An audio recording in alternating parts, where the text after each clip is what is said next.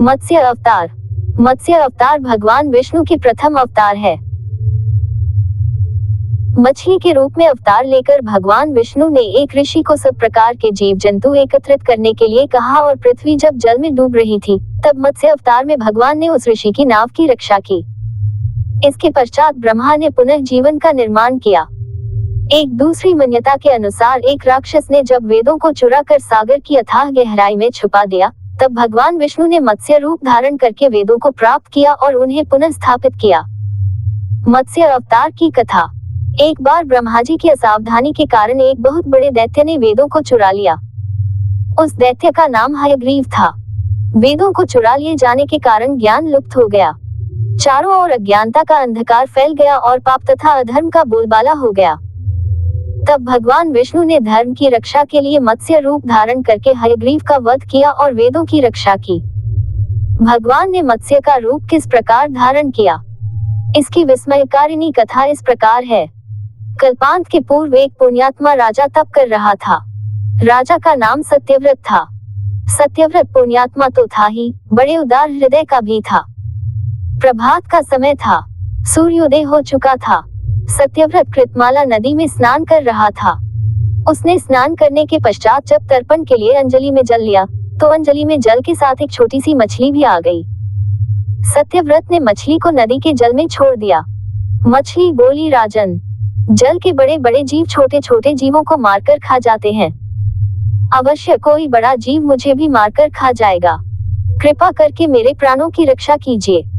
सत्यव्रत के हृदय में दया उत्पन्न हो उठी। उसने मछली को जल से भरे हुए अपने कमंडलू में डाल लिया। तभी एक आश्चर्यजनक घटना घटी। एक रात में मछली का शरीर इतना बढ़ गया कि कमंडलू उसके रहने के लिए छोटा पड़ने लगा। दूसरे दिन मछली सत्यव्रत से बोली, राजन, मेरे रहने के लिए कोई दूसरा स्थान ढूंढिए, क्योंकि मेरा शरीर बढ़ गया है। मुझे घूमने फिरने में बड़ा कष्ट होता है। सत्यव्रत ने मछली को कमंडलू से निकालकर पानी से भरे हुए मटके में रख दिया। यहाँ भी मछली का शरीर रात भर में ही मटके में इतना बढ़ गया कि मटका भी उसके रहने के लिए छोटा पड़ गया। दूसरे दिन मछली पुनः सत्यव्रत से बोली, राजन, मेरे रहने के लिए कहीं और प्रबंध कीजिए, क्योंकि मटका भी मेरे रहने के लिए छोटा पड़ रहा है। तब सत्यव्रत ने मछली को निकालकर एक सरोवर में डाल किया, किंतु सरोवर भी मछली के लिए छोटा पड़ गया। इसके बाद सत्यव्रत ने मछली को नदी में और फिर उसके बाद समुद्र में डाल दिया। आश्चर्य! समुद्र में भी मछली का शरीर इतना अधिक बढ़ गया कि मछली के रहने के लिए वह छोटा पड़ गया। अतः मछली पुनः सत्यव्रत से बोली, राजन, ये समुद्र भी मेरे रहने के लिए उपयुक्त नहीं है। मेरे रहने की व्यवस्था कहीं और कीजिए। अब सत्यव्रत विस्मित हो उठा। उसने आज तक ऐसी मछली कभी नहीं देखी थी। वह विस्मय भरे स्वर में बोला, मेरी बुद्धि को विस्मय के सागर में डुबो देने वाले आप कौन हैं? मत्स्य रूपधारी श्रीहरि ने उत्तर दिया, राजन, हयग्रीव नामक दैत्य ने वेदों को चुरा लिया है। जगत में चारों ओर अज्ञान और अधर्म का अंधकार फैला हुआ है। मैंने हयग्रीव को मारने के लिए ही मत्स्य का रूप धारण किया है। आज से 7वें दिन पृथ्वी प्रलय के चक्र में फिर जाएगी। समुद्र उमड़ उठेगा, भयानक वृष्टि होगी, सारी पृथ्वी पानी में डूब जाएगी। जल के अतिरिक्त कहीं कुछ भी दृष्टिगोचर नहीं होगा।